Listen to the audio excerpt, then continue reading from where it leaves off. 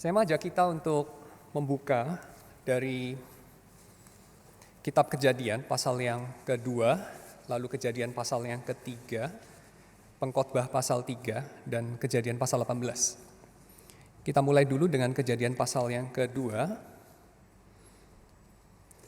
Pasal 2 ayat yang ke-7, lalu disambung dengan pasal 3 ayat 17 sampai dengan ke-19. Saya bacakan buat saudara sekalian, demikian firman Tuhan, Kejadian pasal yang kedua, ayat yang ke-7. Ketika itulah Tuhan Allah membentuk manusia itu dari debu tanah dan menghembuskan nafas hidup ke dalam hidungnya. Demikianlah manusia itu menjadi makhluk yang hidup. Lalu pasal yang ketiga, ayat yang ke-17. Pasal yang ketiga, ayat yang ke-17 sampai dengan ke-19. Kita akan baca bergantian, pasal 3, 17 sampai 19. Saya baca bagian yang ganjil, nanti saudara sekalian baca bagian yang genapnya. Pasal 3, 17 sampai 19. Lalu firman-Nya kepada manusia itu, karena engkau mendengarkan perkataan istrimu dan makan dari buah pohon yang telah kuperintahkan kepadamu, jangan makan daripadanya, maka terkutuklah tanah karena engkau. Dengan bersusah payah, engkau akan mencari rezekimu dari tanah seumur hidupmu.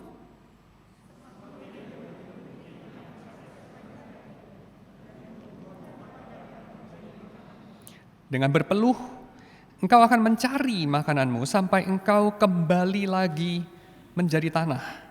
Karena dari situlah engkau diambil, sebab engkau debu dan engkau akan kembali menjadi debu. Saya mengajak kita sama-sama membaca potongan kalimat yang terakhir, sebab engkau debu sampai kembali menjadi debu itu ya. 1, 2, 3. Sebab engkau debu dan engkau akan kembali menjadi debu. Bagian berikutnya kita buka dari kitab Pengkhotbah. Pengkhotbah pasal yang ketiga, ayat 18 sampai dengan 22. Pengkhotbah 3, 18 sampai 22. Demikian firman Tuhan, saya akan membaca bagian yang genap terlebih dahulu, saudara membaca bagian yang ganjil.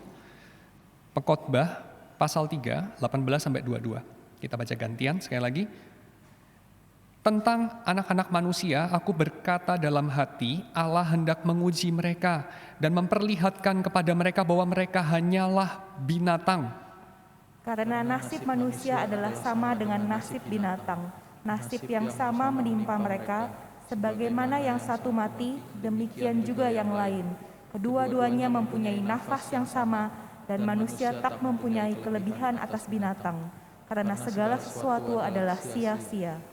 Kedua-duanya menuju satu tempat. Kedua-duanya terjadi dari debu, dan kedua-duanya kembali kepada debu. Siapakah yang mengetahui apakah nafas manusia naik ke atas dan nafas binatang turun ke bawah bumi? Aku melihat bahwa tidak ada yang lebih baik bagi manusia daripada bergembira dalam pekerjaannya. Sebab itu adalah bahagianya. Karena siapa akan memperlihatkan kepadanya apa yang akan terjadi sesudah dia. Lalu Kejadian pasal yang ke-18. Kejadian pasal 18, kita akan baca ayat 16 sampai 38. Kejadian pasal 18 ayat yang ke-16 sampai ayat yang ke-38. Kita juga akan baca secara bergantian bagian ini. Saya membaca terlebih dahulu, nanti saudara menyambut dengan bagian-bagian yang ganjil. Lalu berangkatlah orang-orang itu dari situ dan memandang ke arah Sodom, dan Abraham berjalan bersama-sama dengan mereka untuk mengantarkan mereka. Berpikirlah Tuhan, apakah aku akan menyembunyikan kepada Abraham apa yang hendak kulakukan ini? Bukankah sesungguhnya Abraham akan menjadi bangsa yang besar serta berkuasa, dan oleh dia segala bangsa di atas bumi akan mendapat berkat. Sebab aku telah memilih dia, supaya diperintahkannya kepada anak-anaknya dan kepada keturunannya, supaya tetap hidup menurut jalan yang ditunjukkan Tuhan, dengan melakukan kebenaran dan keadilan, dan supaya Tuhan memenuhi kepada Abraham apa yang dijanjikannya kepadanya. Sesudah itu berfirmanlah Tuhan, sesungguhnya banyak keluh kesah orang tentang Sodom dan Gomora, dan sesungguhnya sangat berat dosanya. Baiklah aku turun untuk melihat, apakah benar-benar mereka telah berkelakuan seperti keluh kesah orang yang telah sampai kepadaku atau tidak. Aku hendak mengetahuinya. Lalu berpalinglah orang-orang itu dari situ dan berjalan ke Sodom, tetapi Abraham masih tetap berdiri di hadapan Tuhan. Abraham datang mendekat dan berkata, apakah engkau akan menyelenyapkan orang benar bersama-sama dengan orang fasik? Bagaimana sekiranya ada 50 orang benar dalam kota itu, apakah engkau akan melenyapkan tempat itu dan tidakkah engkau mengampuninya? Karena ke-50 orang benar yang ada di dalamnya itu. Jauhkanlah kiranya daripadamu untuk berbuat demikian, membunuh orang benar bersama-sama dengan orang fasik, sehingga orang benar itu seolah-olah sama dengan orang fasik. Jauhlah kiranya yang demikian daripadamu. Masakan hakim segenap bumi tidak menghukum dengan adil? Tuhan berfirman, jika kudapati 50 orang benar dalam kota Sodom, aku akan mengampuni seluruh tempat itu karena mereka. Abraham menyahut, sesungguhnya aku telah memberanikan diri berkata kepada Tuhan, walaupun aku debu dan abu. Sekiranya kurang dari 5 orang dari ke-50 orang benar itu, apakah engkau akan memusnahkan seluruh kota itu? Karena yang 5 itu, firman-Nya, aku tidak memusnahkannya jika kudapati 45 di sana. Lagi Abraham melanjutkan perkataannya kepadanya, sekiranya 40 didapati di sana, firman-Nya, aku tidak akan berbuat demikian karena yang 40 itu. Katanya, janganlah kiranya Tuhan murka. Kalau aku berkata sekali lagi, sekiranya 30 didapati di sana, firman-Nya, aku tidak akan berbuat demikian jika kudapati 30 di sana. Katanya, sesungguhnya aku telah memberanikan diri berkata kepada Tuhan, sekiranya 20 didapati di sana, firman-Nya, aku tidak akan memusnahkannya karena yang 20 itu. Katanya, janganlah kiranya Tuhan murka. Kalau aku berkata lagi, sekali ini saja, sekiranya 10 didapati di sana, firman-Nya, aku tidak akan memusnahkannya karena yang 10 itu. Lalu pergilah Tuhan setelah ia selesai berfirman kepada Abraham, dan kembalilah Abraham ke tempat tinggalnya. Firman Tuhan berhenti di sana. Abraham tidak berani mencobai Tuhan lebih lanjut dengan mengatakan, bagaimana kalau sisa 1, apakah engkau akan memusnahkan Sodom karena 1 orang yang tersisa yang benar itu? Dan kita tahu apa jawabannya. Mari kita masuk dalam doa. Ya Tuhan, kami bersyukur kepadamu karena Engkau adalah Allah yang panjang sabar dan berlimpah kasih setianya. Engkau adalah Allah yang menunda-nunda untuk menghukum. Engkau adalah Allah yang berlebih-lebihan dalam mengampuni, berlebih-lebihan dalam memberi kemurahan atas kami. Kami bersyukur ya Tuhan karena Engkau yang Maha Kuasa adalah Allah yang tidak memperhitungkan kesalahan anak-anak manusia karena Engkau mengerti mereka itu apa. Hanyalah debu saja mereka itu.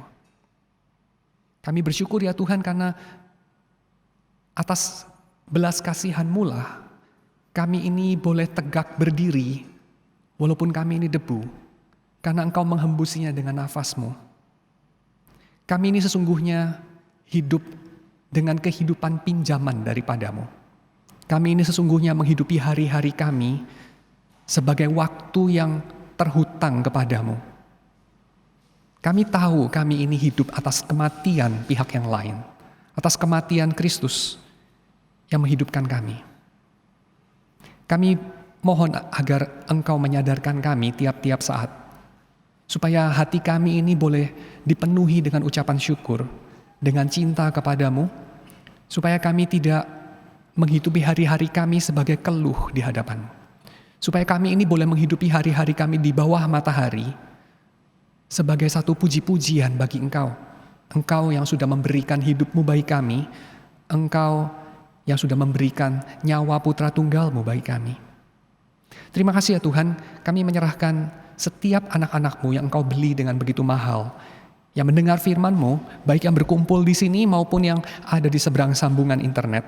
Kiranya Engkau yang memiliki mereka, Engkau yang berbicara kepada setiap mereka, meneguhkan mereka, mengingatkan akan siapa mereka dan apa panggilannya di dalam Kristus. Terima kasih Tuhan, dalam nama Yesus kami berdoa. Amin. 2 Maret yang lalu adalah Rabu Abu ya. Kalau kita melihat dalam tradisi gereja-gereja Katolik maupun gereja-gereja Metodis maupun juga gereja-gereja Lutheran dan Reform, kita melihat bahwa tiap-tiap 46 hari sebelum Minggu Paskah dirayakan sebagai Rabu Abu, Ash Wednesday. Dan dalam praktik perayaan Rabu Abu itu biasanya orang menyimpan bekas bakaran daripada daun palem yang mereka pakai sebagai perayaan Minggu Palem tahun sebelumnya. Lalu dari abunya itu mereka kemudian mengoleskan di dahi daripada orang yang datang ke gereja untuk merayakan Rabu Abu sambil mengatakan, "Ingatlah hai manusia bahwa engkau adalah debu dan kepada debu engkau akan kembali." Kita mungkin pernah menghadiri acara tutup peti atau acara penguburan dan kita mendengar kalimat itu juga. Kita mendengar kalimat, dari debu engkau adalah debu dan engkau kembali menjadi debu. Tapi kita tidak sebegitu dekat dalam mengalami itu karena kita melihat hanya pendeta atau romo yang menguburkan itu, mengambil tanah, melemparkannya mungkin ke peti yang akan diturunkan ke liang kubur. Tetapi dalam perayaan Rabu Abu kita mendengar kalimat itu diucapkan sembari jidat kita itu dilukis pakai abu yang dalam beberapa tradisi tidak akan dihapus sampai hari itu berakhir. Untuk mengingatkan kepada diri sendiri bahwa kita ini hanya debu saja dan untuk menyaksikan juga kepada orang-orang lain yang kita temui bahwa kita itu adalah orang-orang yang memegang itu, orang-orang Kristen, orang-orang yang memegang bahwa kita ini fana saja. Saya kira ini adalah tradisi yang baik, tradisi yang mengingatkan kita kepada kenyataan yang paling benar, kenyataan yang paling nyata dalam kehidupan kita. Pada sore hari ini saya akan membahas mengenai 3 aspek daripada keabuan kita itu, daripada kita punya kenyataan sebagai orang-orang yang diciptakan, yang dibangun oleh Tuhan dari material abu itu, dan akan kembali menjadi abu pada satu hari kelak.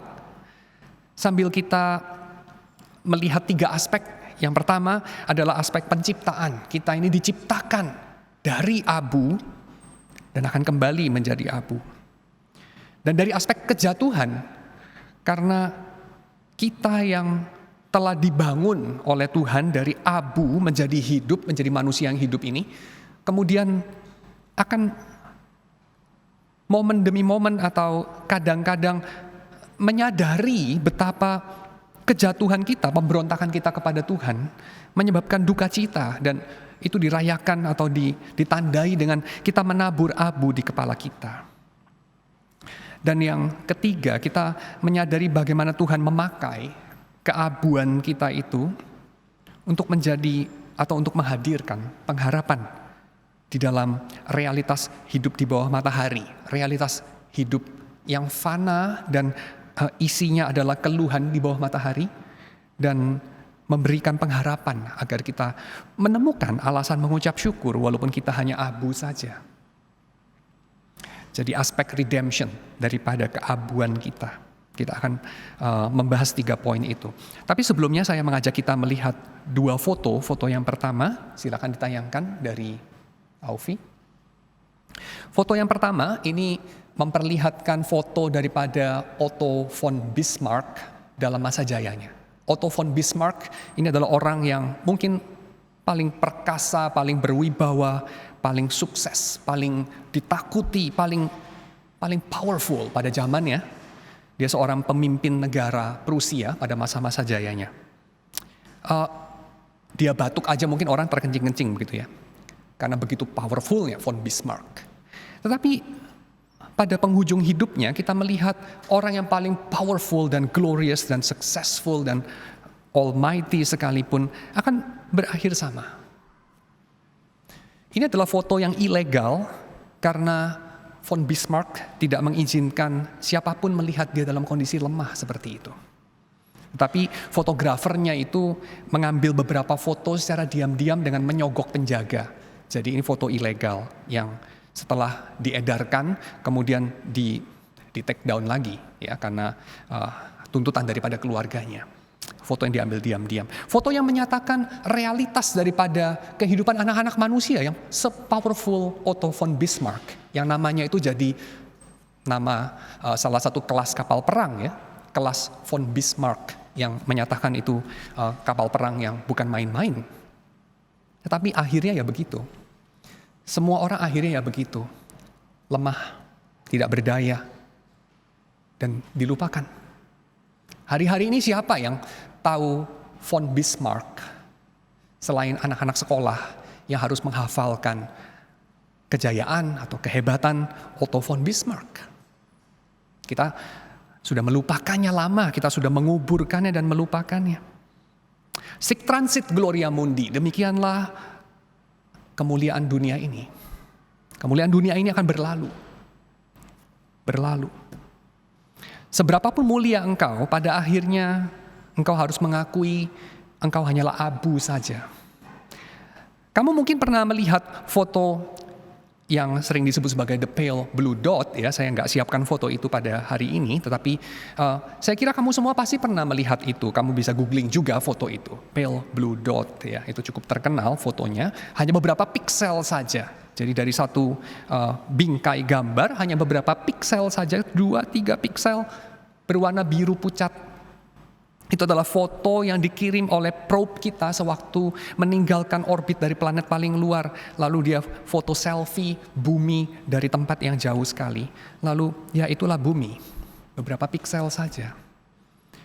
Dan Carl Sagan mengatakan bahwa di dalam bintik biru pucat itulah kita saling membenci, kita saling membunuh, kita berebutan hal-hal yang kita anggap penting, kita berperang, kita mengorbankan puluhan juta nyawa manusia, kita menyia-nyiakan hidup kita yang pendek di situ, di piksel itu, di titik pucat warna biru itu. Kalau kita, ya itu gambarnya, thank you. Kecil sekali ya, 1-2 piksel aja itu. Di titik itulah, kita menganggap hidup kita penting. Kita menganggap kita akan hidup selamanya. Tetapi bukan itu kenyataannya, bukan?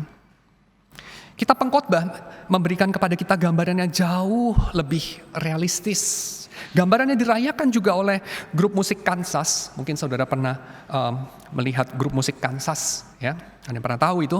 Mereka pernah bikin lagu Dust in the Wind, karangan daripada Livgren, ya, salah seorang komposer dari grup musik itu, yang isinya itu merayakan keabuan kita itu, kefanaan kita, semua mimpi kita. Semua kebanggaan kita itu hanyalah debu yang diterbangkan angin. Sesuatu yang temporary, sementara saja. Salah seorang sutradara dari Skandinavia yang bikin film Melancholy, mungkin saudara pernah tahu film itu, Melancholy, bisa googling juga ya.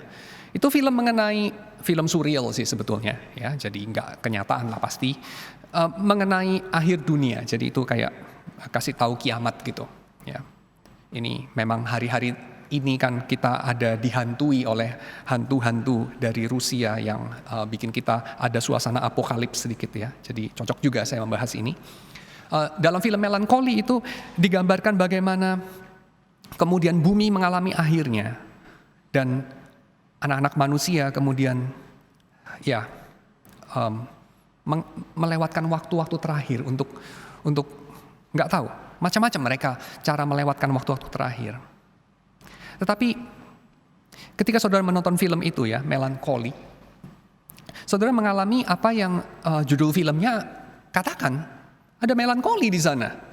Saudara mengalami semacam kesedihan kalau mengingat bahwa bumi kita sebentar lagi hancur. Tapi bukankah itu sesuatu yang satu-satunya kepastian, saya kira. Satu-satunya kepastian. Kita mengetahui bahwa alam semesta ini tidak akan selama-lamanya begini. Kita mengetahui bahwa alam semesta kita ini mengembang. Dan entahlah dia akan mengembang terus dan mendingin, entahlah dia akan pada satu titik berhenti mengembang dan mulai mengkerut lagi. Dan kembali menjadi singularitas awal. Segala yang kita ketahui tidak akan selama-lamanya ada. Semuanya berlalu. Panta rei seperti dikatakan Heraklitos, sic transit gloria mundi seperti dikatakan oleh para pemikir Kristen abad pertengahan. Realitas adalah keberlaluan. Manusia umurnya jauh lebih pendek daripada pohon kelapa. Manusia umurnya pasti jauh lebih pendek daripada alam semesta ini. Dan bagaimana kita harus menyikapinya? Alkitab mengatakan, ya that is that. Ya, itu ya itu. Demikianlah manusia. Manusia memang dibentuk oleh Tuhan dari debu dan akan kembali menjadi debu.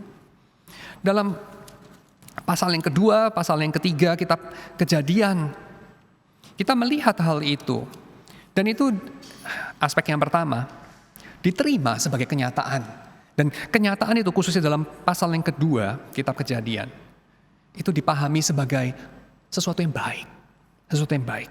Bahwa manusia itu berlalu, bahwa manusia itu makhluk yang fana adalah hal yang baik.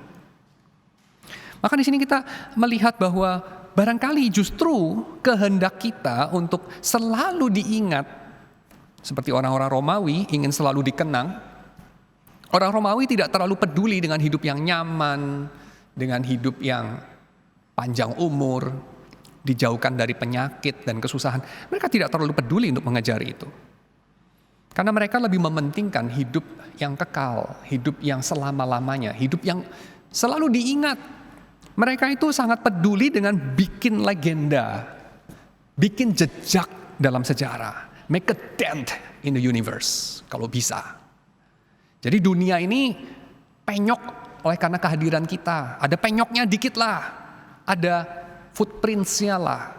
Lu tuh hidup, dunia ini gak sama gitu dengan lu belum lahir. Ketika lu mati, dunia ini ada bedanya lah sedikit. Lu bikin dampak. You make a dent in the universe. Itu yang diinginkan orang-orang Romawi. Tujuannya apa sih? Menurut Hannah Arendt, tujuannya adalah simple. Supaya dikenang. Supaya manusia itu mencapai immortalitas. Itu saja, immortalitas. Karena orang-orang Romawi ya tahu manusia itu mortal. Mortal. Seperti contoh deduksi yang sangat terkenal itu ya. Semua manusia mortal. Sokrates adalah manusia. Maka Sokrates itu ya mortal, akan mati dia. Begitu. Semua orang tahu manusia itu mortal. Maka kata orang Romawi, yuk kita bikin diri kita immortal. Dengan cara apa? Bikinlah kesenian-kesenian yang besar. Bikinlah Koloseum kalau kamu kaisar. Bikinlah itu peristiwa-peristiwa di dalam Republik Romawi supaya kamu dikenang, menjadi masuk dalam sejarah. Kalau orang-orang zaman sekarang katakan, go down in history, kayak si Rudolf the Red-Nosed Reindeer itu ya. Kalau bisa begitulah, tercatat dalam sejarah gitu. Mau hidupmu gak nyaman, mau hidupmu bikin orang lain gak nyaman, mau hidupmu itu panjang atau pendek, sehat atau sakit, bukan hal paling penting. Karena yang paling penting itu kamu tidak dilupakan. Yang paling penting itu kamu punya dampak. Yang paling penting itu kamu menjadi immortal. Baik immortal melalui karyamu, atau lebih baik, immortal melalui tindakan-tindakanmu. Your actions. Ya, political actions. Kamu mengobarkan perang dan menang, memperluas wilayah Romawi. Kamu bikin perubahan ini itu sehingga nanti anak-anak kita, anak cucu kita bisa mengatakan, ya ingatlah si A, si B, si C pernah hidup. Karena kalau dia tidak pernah hidup ya kita masih nggak tahu apa gitu. Pakai daun-daun untuk baju kita gitu ya. Atau kita ini masih orang-orang barbar gitu. Karena si A, si B, si C pernah hidup. Kita sekarang makan pakai mangkok dan sendok dan seterusnya. Semacam begitu. Make a dent in the universe. Tapi itu adalah aspirasi orang Romawi. Itu adalah aspirasi orang-orang Greco-Roman. Umat Tuhan menyadari bahwa manusia itu hanya debu saja, jadi default positionnya itu adalah ya sementara, terlupakan, lewat, that's it. Karena manusia itu debu. Mereka tidak menghendaki untuk menjadi immortal. Mereka menghendaki sesuatu yang lain. Dan mereka menyadari bahwa being temporal itu hal yang baik. Ya, sementara itu bukan hal yang perlu disedihkan. Gak perlu cengeng akan hal itu. Gak perlu cengeng bukan dalam arti seperti orang Romawi, yuk kita bikin sesuatu yang heroik, karena toh kita akan mati, maka yuk kita bikin sesuatu yang berani sehingga kita akan terus dikenang setelah kita mati. Bukan. Tetapi kita menerimanya sebagai sesuatu yang baik dari Tuhan. Tuhan menciptakan kefanaan. Maka kita menerima kefanaan itu. Itu yang pertama. Tetapi Tuhan tidak berhenti dengan mengatakan bahwa kita ini diciptakan dari debu dan akan kembali menjadi debu. Tuhan juga mengatakan kita dibangun dari debu dan dihembusi nafas Tuhan. Jadi bukan sekedar kita diciptakan dari debu dan akan kembali menjadi debu, tapi kita diciptakan dari debu dan dihembusi nafas Tuhan sehingga menjadi hidup. Jadi artinya ada sesuatu yang berbeda daripada sekedar kita itu materialnya dari mana, ya. Debu tadi saya sudah katakan signify kita punya kefanaan, dan yang kedua signify kita punya kekecilan, ya. Debu itu berarti kita kecil sekali, kita nggak berarti, kita tuh rendah, sederhana, dan itu baik. Debu itu diingat-ingat oleh penulis kitab Pengkhotbah pasal yang ketiga, dan itu tentu dia kutip dari Kejadian pasal 2. Apa itu? Signify apa? Kita dari debu, bukan hanya kita akan kembali menjadi debu, tapi kita adalah punya bahan baku yang sama dengan hewan. Betul ya? Kejadian pasal 2, Pengkhotbah pasal 3, itu sama tuh.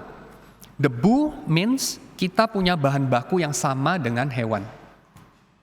Jadi artinya kita ini rendah. Kita ini rendah.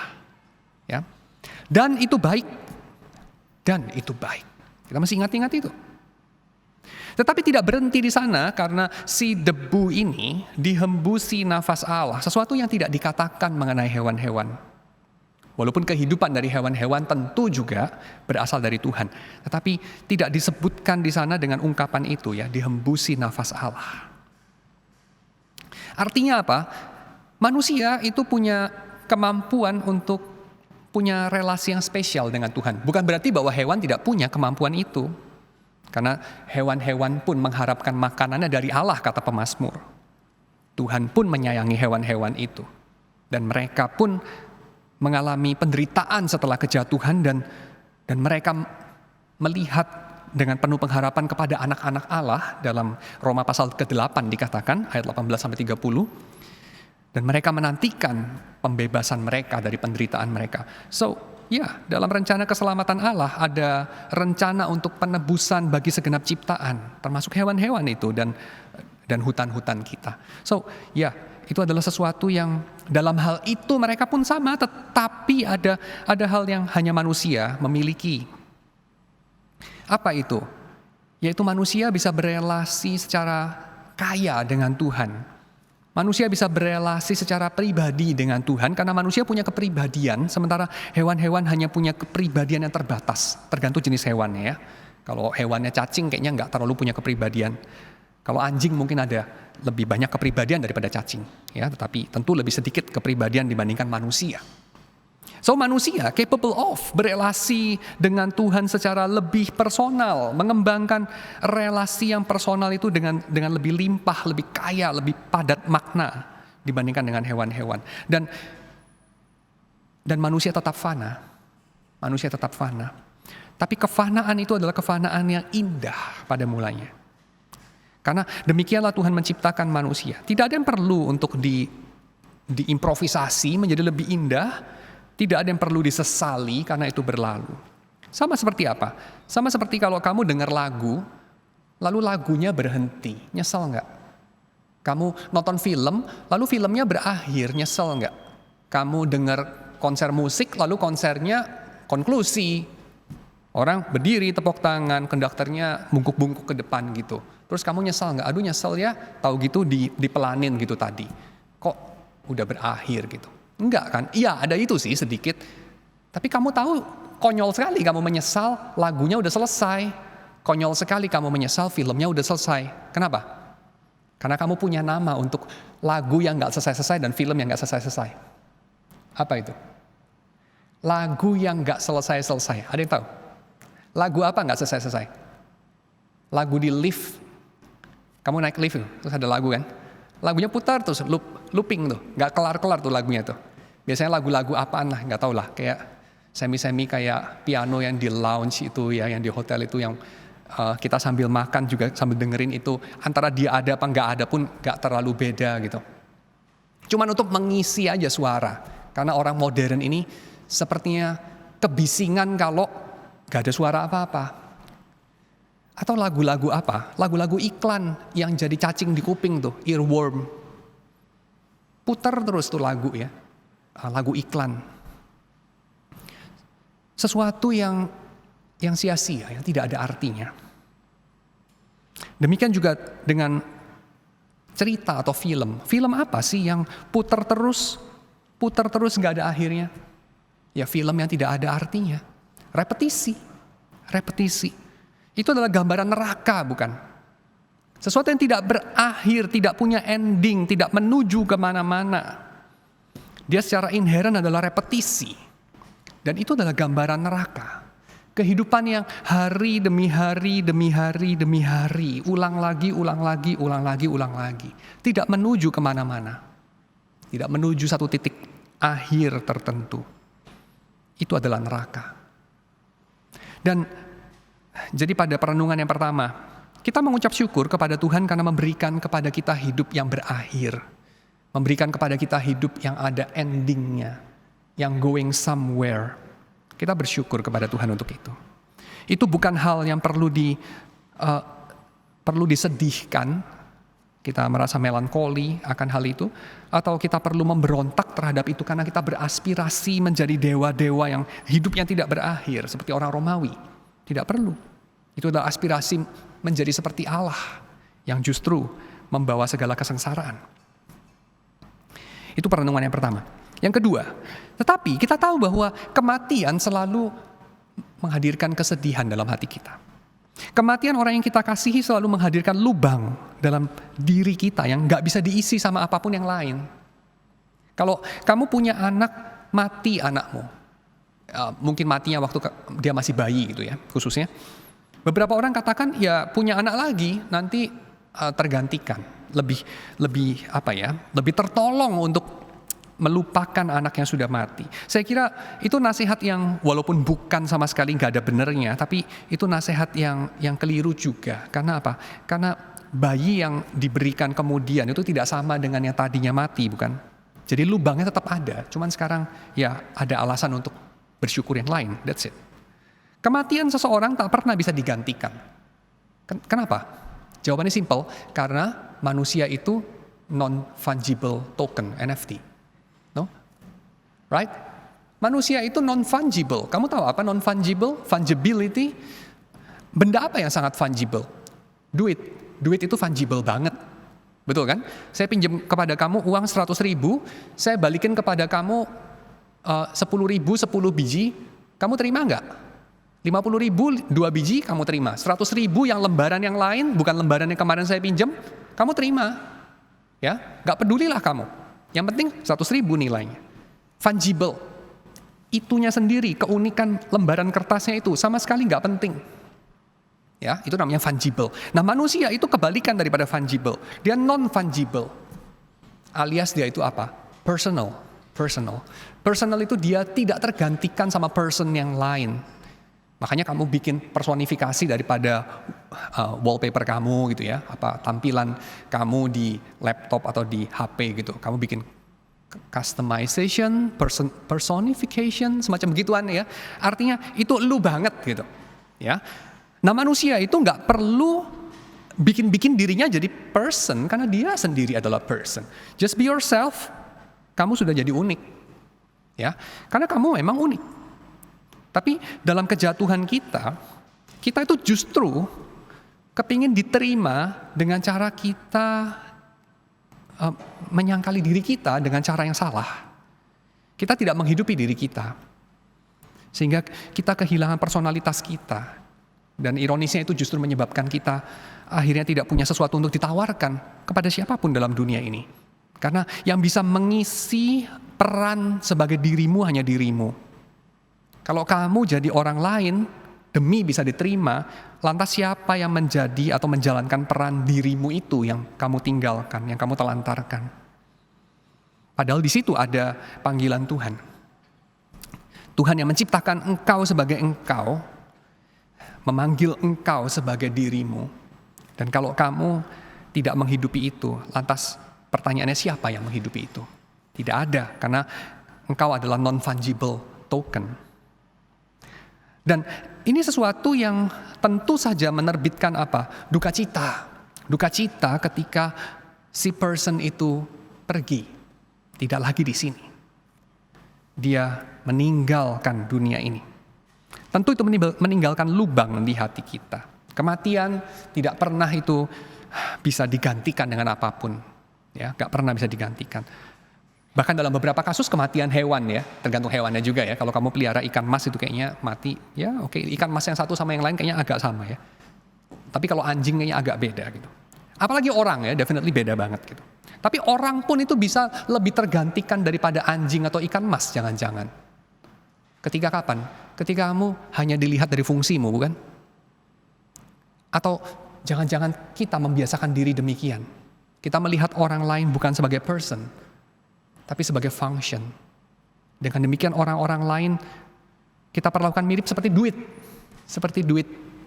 Kita lihat dia itu sebagai misalnya pacar gue yang cakep, anak gue yang membanggakan, atau orang tua gue yang mirip mesin ATM yang gak perlu kartu, atau whatever, backing gue yang selalu ada di belakang gue, dan orang-orang lain kayaknya ngeper sama dia. Kita mungkin memperlakukan orang-orang lain itu sebagai non-personal, dan itu adalah antidote daripada duka cita, atau antisipasi kita, atau suatu cara kita untuk coping dengan kenyataan bahwa mereka akan mati satu hari kelak. Strategi kita adalah kita tidak invest hati kita kepada mereka. Sehingga kalau mereka hilang satu hari kelak, gak apa-apa, kita bisa gantikan itu. Sama seperti kalau handphone kita itu, misalnya dicolong orang gitu ya, atau jatuh dari lantai 21 gitu, lalu kemudian rusak. Ya udahlah, namanya handphone kan, ya udahlah beli baru aja, lem biru aja ya, lempar ganti baru. Tapi kita tahu orang kan tidak seperti itu, maka kita bikin orang menjadi fungible. Kita bikin orang menjadi seperti handphone yang bisa digantikan, seperti ikan mas yang bisa digantikan, seperti duit yang bisa digantikan.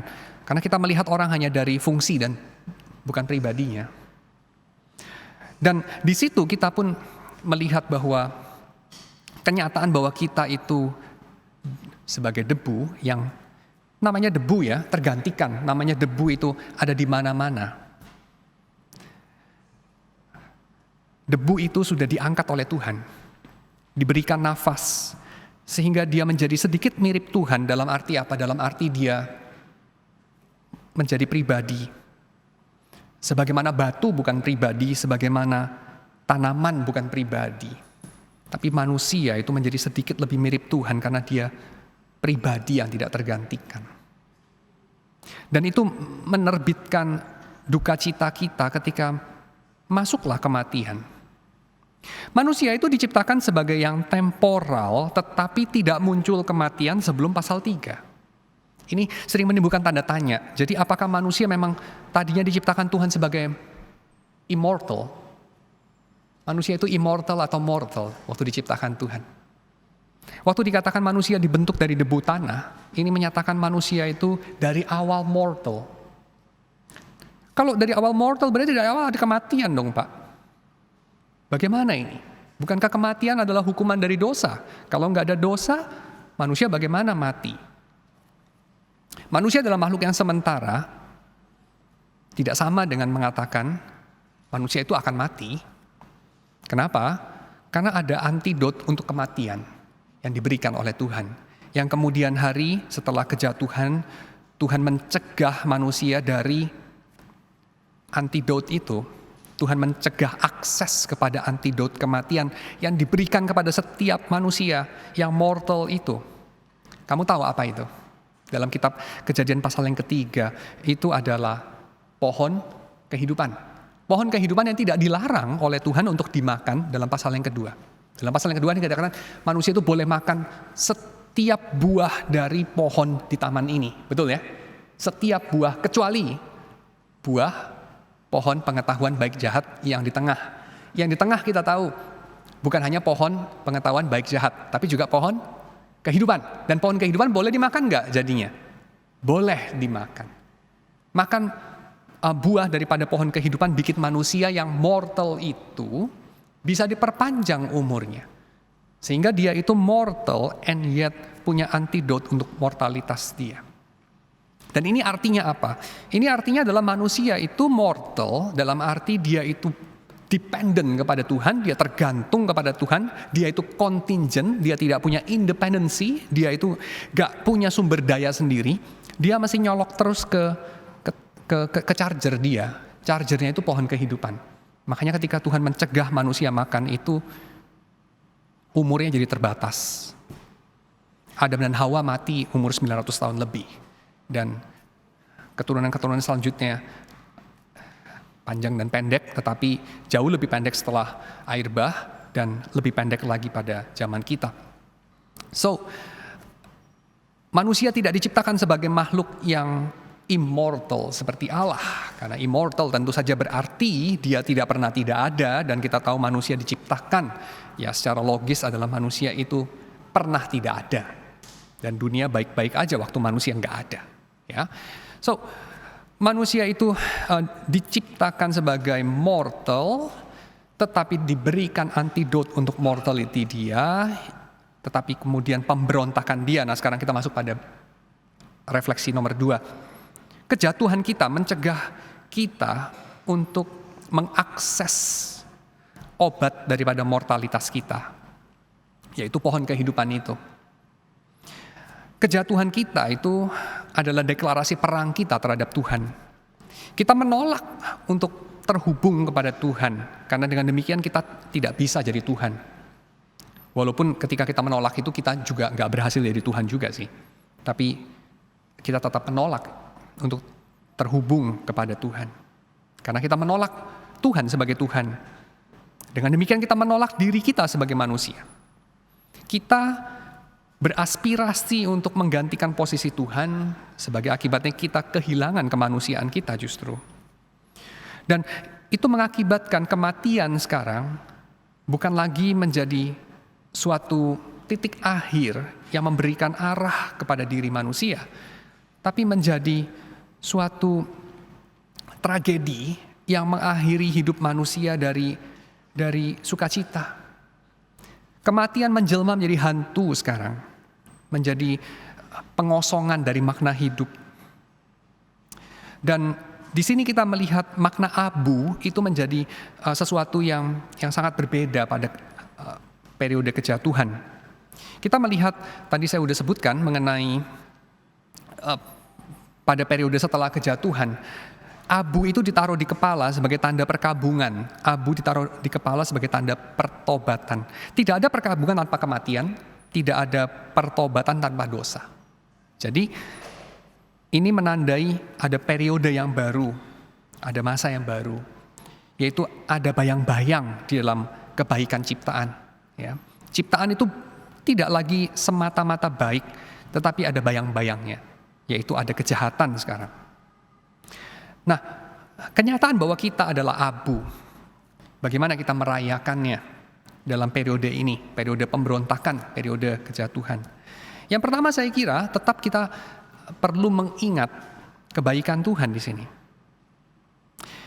Kita mengingat kebaikan Tuhan dengan cara apa? Bukankah kematian adalah hukuman? Ya, kematian adalah hukuman. Ya, kematian adalah konsekuensi daripada pemberontakan, betul. Tetapi bukankah kematian juga adalah batas bagi kejahatan? Kamu bisa bayangin nggak kalau orang-orang jahat tidak akan mati? Kamu bisa bayangin nggak kalau eksistensimu yang menderita tidak akan berakhir? Apa jadinya itu? Jadinya adalah penderitaan yang tidak akan berakhir. Jadinya adalah dunia yang menjadi makin gelap tanpa batas. Batas daripada umur manusia dikaitkan sama kejahatan itu punya dua wajah ya. Wajah yang pertama itu wajah yang kita sama-sama familiar, yaitu hukumannya setimpal.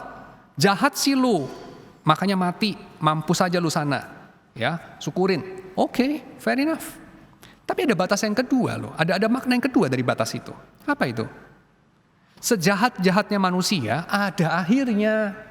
Semenderita-menderitanya suatu zaman ada akhirnya.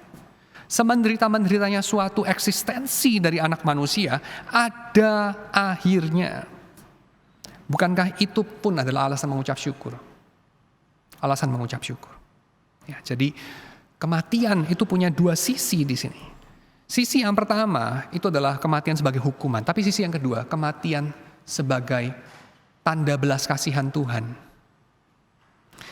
Respon Tuhan terhadap dosa, yang mana adalah kematian diizinkan masuk, itu dicatat di dalam Kejadian pasal yang ketiga, kita baca aja. Tone-nya itu adalah tone membatasi kejahatan. Kejadian pasal yang ketiga, ayat yang ke-22, berfirmanlah Tuhan Allah, sesungguhnya manusia itu telah menjadi seperti salah satu dari kita, tahu tentang yang baik dan yang jahat, maka sekarang jangan sampai ia mengulurkan tangannya dan mengambil pula dari buah pohon kehidupan itu dan memakannya sehingga ia hidup untuk selama-lamanya. Jelas di sini ya, yaitu apa? Konsekuensi daripada dosa, manusia dicegah untuk ngecas terus itu handphonenya, sehingga handphonenya lama-kelamaan baterainya habis dan mati. Tapi kemudian dilanjutkan. Lalu Tuhan Allah mengusir dia dari Taman Eden supaya ia mengusahakan tanah dari mana ia diambil. Ia menghalau manusia itu, dan di sebelah timur Taman Eden ditempatkannya beberapa kerub dengan pedang yang menyala-nyala dan menyambar-nyambar untuk menjaga jalan ke pohon kehidupan.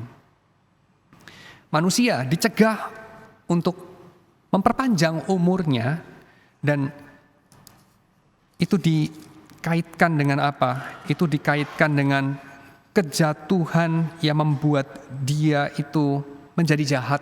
Kalau dia menjadi jahat, dia melawan Tuhan, dia akan mengisi dunia ini dengan kejahatan. Bayangkan apa yang terjadi kalau dia hidup selama-lamanya. Kita bisa melihat indikasi yang kedua. Indikasi yang kedua adalah ketika manusia itu memperbesar kejahatannya. Ya, dalam pasal yang ke-5, ketika dikatakan mengenai, pasal yang ke-6 ya, ketika dinyatakan mengenai manusia mengisi dunia ini hanya dengan kejahatan, kemudian manusia itu juga diperpendek umurnya. Ya, kita bisa melihat itu dari pasal yang ke-6. Jadi manusia itu kemudian bertambah banyak jumlahnya di muka bumi. Ayat yang pertama, bagi mereka lahir anak-anak perempuan. Anak-anak Allah melihat bahwa anak-anak perempuan manusia itu cantik-cantik, lalu mengambil istri dari antara perempuan-perempuan itu, siapa saja yang disukai mereka. Lalu Tuhan berfirman sesuatu yang menggemakan apa yang dia putuskan dalam pasal yang ketiga ketika mencegah manusia itu untuk mengakses pohon kehidupan itu. Apa itu? Dikatakan, rohku tidak akan selama-lamanya tinggal di dalam manusia, ayat yang ketiga, karena manusia itu adalah daging tetapi umurnya akan 120 tahun saja. Jadi respon Tuhan terhadap kejahatan bukan hanya menghukum, tapi membatasinya. bukan hanya membalas, so to say, tetapi meringankan penderitaan karenanya. Jadi ini mirip sama apa sih? Ini mirip sama orang tua menghukum anaknya yang nakal. Orang tua menghukum anaknya yang nakal itu kan bisa dua sisi ya. Sisi yang pertama bisa karena ya kenakalan itu pantas dibalaskan gitu ya. Jadi mata ganti mata gitu, jahat harus dibalaskan kejahatannya. Tetapi ada sisi yang kedua bukan? Yaitu mendisiplin anak itu. Untuk menghindarkan anak itu dari kerusakan yang lebih parah. Untuk membatasi kejahatan dengan kata lain. Dan itulah yang terjadi bukan di sini. Allah itu melihat anak-anaknya mengisi dunia dengan lebih banyak kejahatan. Maka Allah menghentikan itu.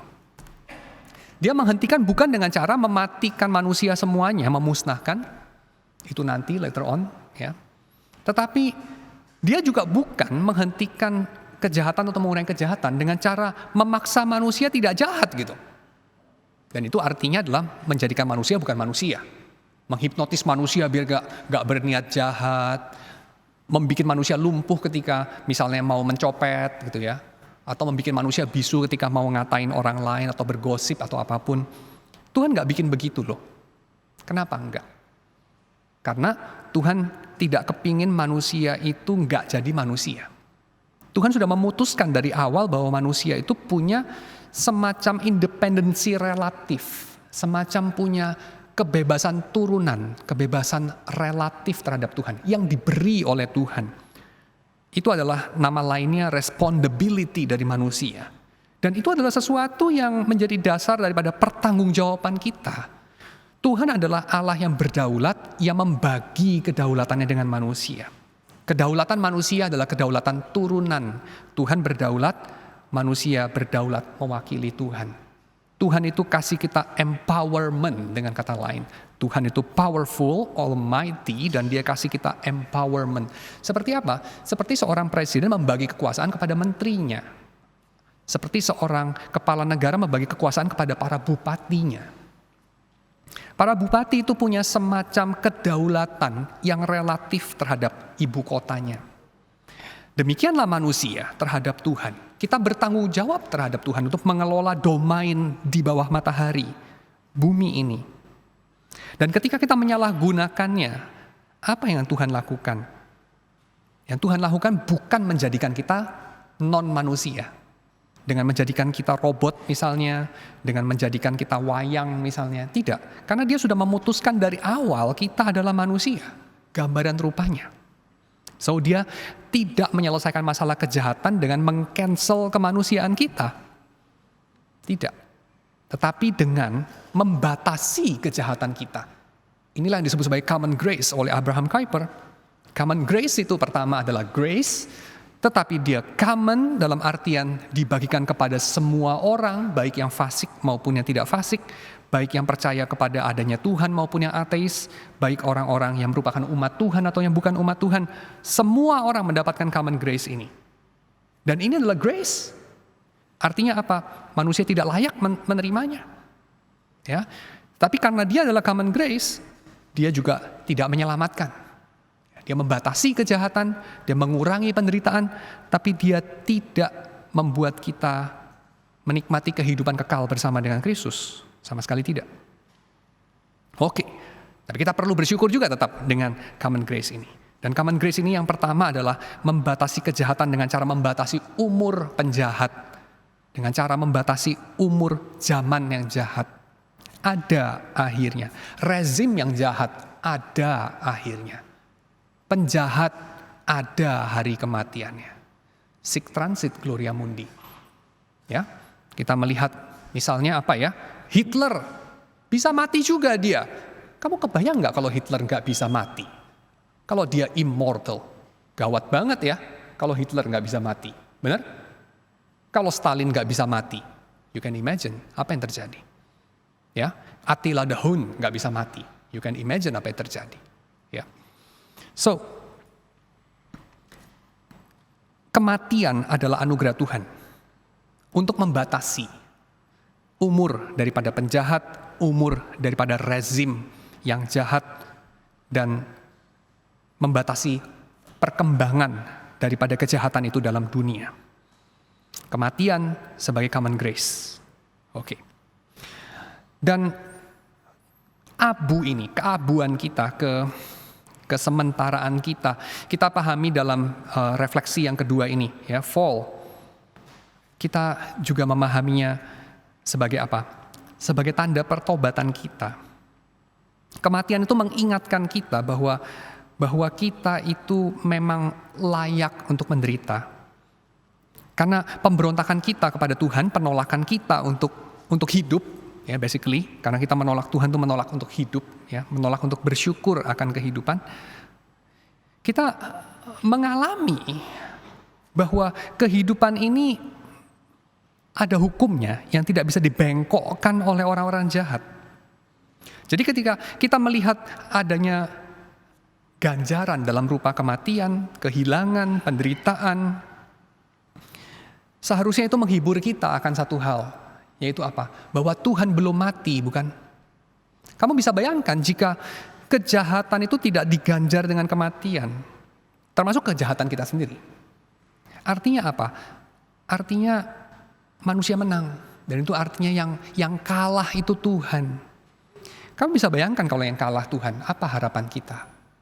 Kamu bisa bayangkan kalau hukum dalam dunia ini tidak berjalan lagi, hukum Tuhan itu tidak berjalan lagi, karena manusia seperti dalam khayalan Friedrich Nietzsche barangkali telah membunuh Tuhan yang barangkali figment daripada imajinasi dia sendiri, dan dia mendirikan tatanan dari kekuasaannya sendiri. Might is right sekarang. Kita bisa bayangkan apa lagi kita bisa harapkan. Tetapi bahwa manusia masih mati, bahwa orang yang paling berkuasa, yang paling terrible sekalipun akan mati, bukankah itu menghibur kita? Jadi kematian sebagai bukan hanya ganjaran atas kejahatan, tetapi sebagai pengharapan. Ya, bukan hanya pembatasan atas kejahatan, tetapi sebagai satu pengharapan bahwa hukum Tuhan masih berjalan. Bahwa Tuhan itu tidak berhasil kita kudeta. Ya. Lalu yang terakhir adalah perenungan kita akan kematian di dalam karya penebusan Kristus. Kematian dalam karya penebusan. Sejak tahun 1969, Gereja Roma Katolik itu ketika mengoleskan abu di jidatnya orang itu, ya, mereka tidak hanya memakai formula ingatlah hai anak-anak manusia bahwa engkau hanyalah debu dan engkau akan kembali menjadi debu, tapi mereka juga mengatakan bertobatlah, percayalah kepada Injil. Dikutip dari Markus pasal 1 ayat 15, tentu saja ini adalah deklarasi Injil daripada Yesus setelah Yohanes ditangkap. Ya, bertobatlah, percayalah kepada Injil. Saya kira keabuan kita itu juga bisa mengingatkan kita akan karya penebusan. Bahwa pemberontakan kita, bahwa hukuman atas pemberontakan kita, bahwa anugerah yang diberikan Tuhan kepada semua pihak tanpa kecuali untuk membatasi kejahatan dan penderitaan bukan satu-satunya hal yang diberikan Tuhan. Tetapi kita bisa berharap lebih dari situ. Kita bisa berharap akan keselamatan. Tuhan bukan hanya mengurangi penderitaan, Tuhan bukan hanya membatasi kejahatan, tapi Tuhan melangkah lebih lanjut. Dia mengalahkan kejahatan, dia mematikan kematian. Dia itu melampaui yang kita bisa harapkan dan bayangkan. Dia menghasilkan kehidupan keluar dari kematian. Justru lewat kematian itulah muncul kehidupan. Jadi kalau kita mengingat ya cara bagaimana Tuhan menebus dunia ini, cara bagaimana Tuhan mengampuni dosa kita. Tuhan mengampuni dosa kita bukan dengan just mengatakan ya sudah dosamu diampuni, selesai. Seperti kalau ada orang ngutang sama orang lain lalu ya just write it off, that's it. Ya, sekedar ya udah lu nggak utang sama gue gitu aja gitu. Surat utangnya dirobek-robek udah selesai gitu. Tapi tidak kan ya. Kita melihat bahwa Tuhan mengampuni kita dengan harga yang mahal. Tuhan mengampuni kita lewat kematian Yesus. Jadi bayangkan kalau tidak ada kematian, Tuhan juga tidak akan mengampuni kita lewat kematian tentunya. Dan kita tidak melihat seperti dikatakan Agustinus ya, Felix culpa, kita tidak melihat kejatuhan atau pelanggaran yang membawa keberuntungan itu lewat salib. Yaitu apa? Justru di kayu salib itu kita melihat betapa Tuhan itu mengasihi kita lebih daripada sebelum kita jatuh dalam dosa. Adam dan Hawa, jika mereka tidak jatuh dalam dosa, mereka tidak akan bisa melihat seberapa Tuhan mengasihi manusia. Tapi karena mereka jatuh dalam dosa, setelah mereka jatuh dalam dosa, mereka melihat sebetulnya Tuhan itu mengasihi manusia ternyata sampai sebegitunya. Yaitu sampai dia memberikan yang dia kasihi, yaitu Yesus, untuk mati bagi orang berdosa. Untuk mati bagi orang-orang yang memberontak melawan dia, untuk musuh-musuhnya. So, melalui kematian kita melihat penebusan juga, salib Yesus. Jadi respon kita terhadap keabuan kita di sini. Yang ketiga adalah dengan bertobat dan percaya kepada Injil. Bukan hanya menyesali dosa kita, bukan hanya bersyukur atas anugerah umum, bukan hanya mengenang ala Martin Heidegger barangkali, bersyukur atas lagunya ada endingnya, hidup itu going somewhere, sehingga ada maknanya. Ini bukan cuma lagu yang ada di lift itu yang putar-putar terus, ada endingnya jadi ada maknanya, gak berhenti di sana. Tapi kita mengenang karena adanya kehidupan lewat kematian di salib Yesus. Kita mengetahui betapa Tuhan mengasihi kita. Dan yang kedua, kematian Kristus itu tidak juga menebus kita, that's it, tetapi mengundang kita untuk berbagian dalam kematiannya, bukan? Melalui baptisan kita. Ketika kita dibaptis, Anda dan saya dikuburkan bersama dengan Yesus, dipersatukan dengan Yesus di dalam apa? Semua di sini yang udah dibaptis masih ingat waktu dibaptis itu saudara diundang untuk menyadari poin apa? Bahwa melalui baptisan itu, di dalam baptisan itu kita merayakan apa? Itu adalah simbol apa? Simbol persatuan dengan Kristus, yes. Tapi persatuan dengan apa baptisan itu? Dengan kematiannya. Dengan kematiannya. Manusia lama kita dikuburkan bersama dengan Kristus. Dalam persatuan kita dengan Kristus yang mati. Jadi kematian di sini mengingatkan kita akan apa? Bukan hanya kematian Kristus yang menggantikan, tetapi kematian manusia lama kita. Mortification of the flesh. Ada kata mortification di sana. Bayangkan kalau nggak ada kematian. Kalau nggak ada kematian, juga tidak ada kematian daripada daging. Ya, tidak ada kematian daripada manusia lama kita yang memberontak kepada Tuhan. Jadi kematian sekali lagi dipakai oleh Tuhan. Bukan hanya dibatasi, bukan hanya dipakai untuk membatasi kejahatan, tetapi bukan hanya dipakai untuk mengganjar kejahatan, tetapi juga dipakai untuk mematikan kejahatan di dalam diri setiap kita. Bukan hanya mengampuni dosa dari semua orang percaya di dalam Yesus, tapi mematikan manusia lama dalam diri setiap kita.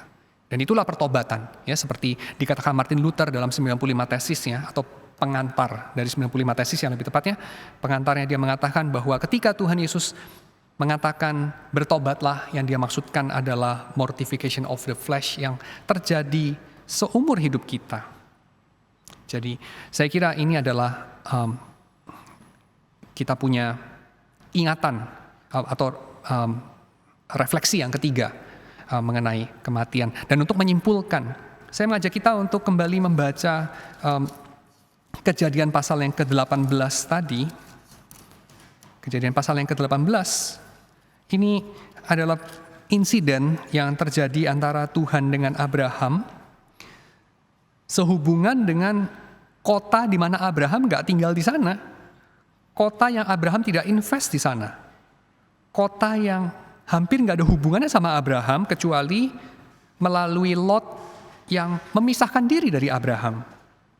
Dan kota Sodom itu punya kejahatan yang begitu besar sehingga orang-orang mengeluh tentang Sodom dan mereka mengeluh keluhannya sampai kepada Tuhan. Lalu kemudian Abraham berdoa syafaat bagi Sodom.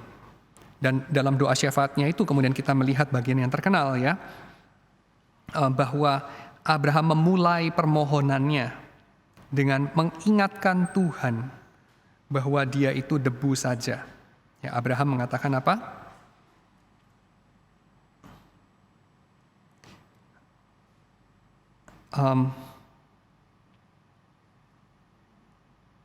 Dalam ayat yang ke-27,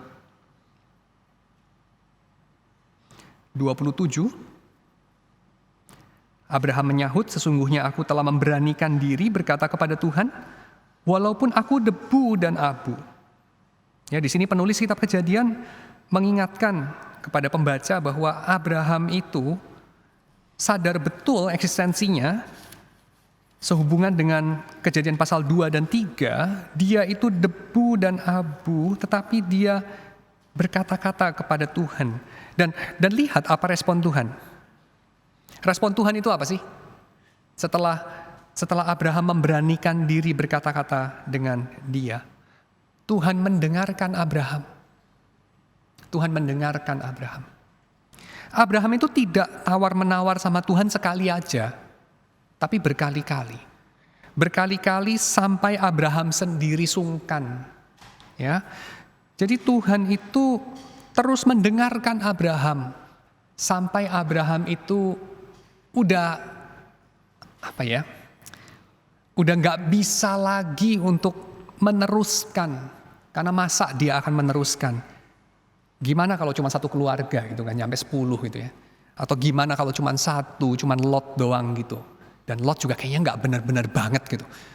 Terus gimana? Dia nggak berani lah nyampe ke sana. Tapi kita tahu bahwa kalau kita transpose cerita Abraham ini, percakapan Abraham yang sebetulnya luar biasa banget, karena apa? Karena kita tahu Tuhan itu maha besar, tuh di hadapan Tuhan kita itu lebih kecil dari 1 piksel. Kalau tadi kita udah lihat itu gambar the pale blue dot itu ya, dari jarak yang cukup jauh sih sebetulnya dari bumi. Tapi kalau dibandingkan dengan luasan galaksi Bima Sakti sama sekali nggak jauh itu, ya itu nggak sampai diambil dari tepi galaksi Bima Sakti, definitely kagak gitu, ya itu dalam jarak yang sebenarnya udah kayak apa ya, kayak cuman orang duduk di sebelah kita kalau kita bayangin dengan galaksi kita gitu ya. Tapi itu pun udah sebegitu jauh, itu pun sudah sebegitu kecil planet kita kelihatannya. Tapi kita tahu bahwa Allah itu jauh lebih besar dari galaksi Bima Sakti, bukan? Allah itu jauh lebih besar daripada seluruh jagat raya ini, seluruh alam semesta ini. Tetapi Allah mendengarkan Abraham. Ya, Allah itu memandang perspektif Abraham itu penting. Kamu pernah nggak ngomong sama orang penting, ngomong sama orang besar, audiensi sama Otto von Bismarck misalnya, bayangkan dirimu. Kira-kira apa yang kamu ngomong itu diperhatikan nggak sama Bismarck? Dia dengerin lu nggak? Dia dengerin perspektif lu nggak? Kemungkinan enggak lah, lu bercermin aja. Kalau ada anak TK ngajak lu ngomong, lu juga mungkin nggak terlalu serius kok memandang dia. Atau mempertimbangkan perspektifnya. Atau orang yang mungkin lu pandang bodoh, atau nggak berpengalaman, atau nggak penting buat lu. Mungkin juga lu nggak terlalu memperhatikan perspektif dia, atau benar-benar kepingin tahu gitu. Lu cuma ingin mengesankan bahwa lu kepingin tahu, mungkin itu. Lu ingin mengesankan bahwa lu memperhatikan yang paling kecil. Tapi mungkin benar-benar memperhatikan paling kecil, mungkin juga enggak.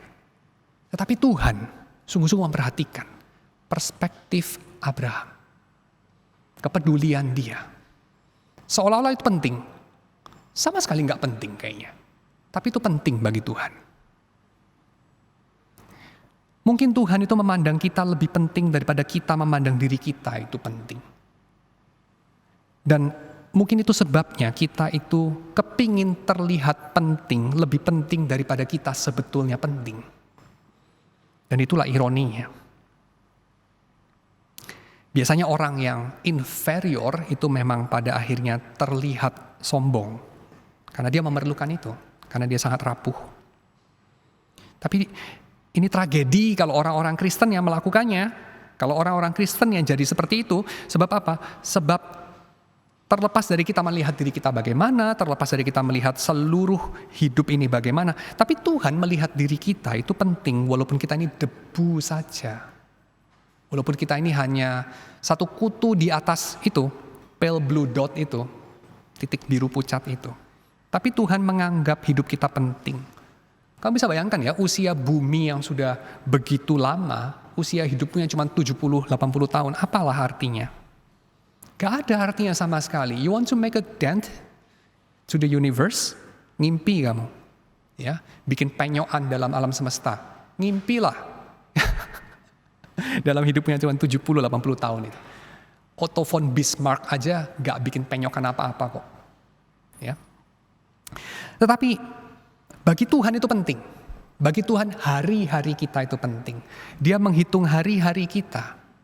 Setiap hari-hari itu ada dalam benak Tuhan. Ya. Dia melihat itu selagi dia membentuk kita dalam kandungan ibu kita. Dan interestingnya adalah kalau kita melihat kembali kepada pertanyaan Abraham. Jadi kalau ada 10 orang yang benar dalam kota itu, apakah engkau akan memusnahkan kota itu? Tuhan kasih jaminan kayak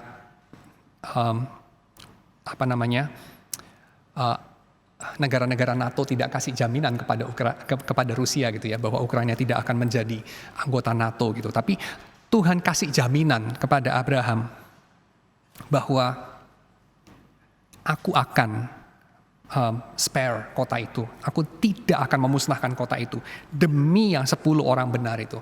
Tapi Abraham pun tahu 10 aja kagak nyampe. Dan itu baru kota Sodom yang jumlahnya gak banyak. Sekarang kita kembali kepada zaman kita. Kota Jakarta tentu saja penduduknya lebih banyak daripada Sodom. Dan bumi ini pada saat ini tentu saja dengan 7,9 miliar penduduk kalau nggak salah ya, lebih banyak daripada kota Sodom. Dan barangkali 60 miliar lebih umat manusia yang pernah lahir tentu saja lebih banyak daripada Sodom. Dan kalau kita bertanya, ada nggak orang benar 10 aja dalam seluruh sejarah sejak dimulainya jagat raya ini dari Adam? Ada 10? Ada 10 nggak? Nggak ada. Kenapa kita belum hancur? Kenapa Anda dan saya masih bernapas? Kenapa kita masih melihat matahari terbit dan terbenam? Kenapa kita masih beranak pinak di atas muka bumi kayak kelinci? Kenapa kita masih melihat keindahan dan tawa dan masa depan? Karena ada satu orang yang benar. Hanya satu saja. Dan kamu tahu dia siapa. Kita berkumpul dalam namanya. Mari kita berdoa. Kami bersyukur ya Tuhan karena Engkau memberikan putra-Mu yang benar itu untuk menyelamatkan kami dari kematian, menyelamatkan kami dari kesengsaraan, memberikan kepada kami masa depan dalam hari-hari pinjaman kami kepadamu. Kami menyerahkan setiap anak-anak-Mu ini yang begitu berharga, lebih berharga bagimu daripada apa yang kami kira bagi kami. Ke dalam tangan-Mu yang menyelamatkan kami. Kami berdoa agar setiap kami boleh melihat dengan serius hari-hari kami di hadapan-Mu. Karena demikianlah Engkau telah menebus kami untuk menghidupi hidup bagi diri-Mu sendiri. Kiranya kami tidak menghidupi hidup kami secara receh karena hidup kami mahal. Karena hidup kami dibeli dengan darah yang begitu mahal. Bagi Engkau, bagi kemuliaan-Mu. Karena itu tolong kami Tuhan untuk kami boleh menghidupinya seturut dengan nilai yang Engkau telah berikan bagi setiap kami. Tolong kami untuk menghidupinya dengan ucapan syukur. Tolong kami untuk menghidupinya dengan cinta yang semakin bertambah-tambah seturut dengan cinta-Mu atas kami. Kami menyerahkan setiap anak-anak-Mu yang sudah mendengarkan penguraian firman-Mu ini, kiranya kami boleh semakin mengasihi Engkau, kami boleh semakin saling mengasihi, kami boleh semakin belajar untuk saling mengasihi. Supaya setiap kami boleh menyenangkan hati-Mu, Engkau yang sudah mencipta kami, menopang hidup kami, dan membeli hidup kami. Dalam nama Yesus kami berdoa. Amin.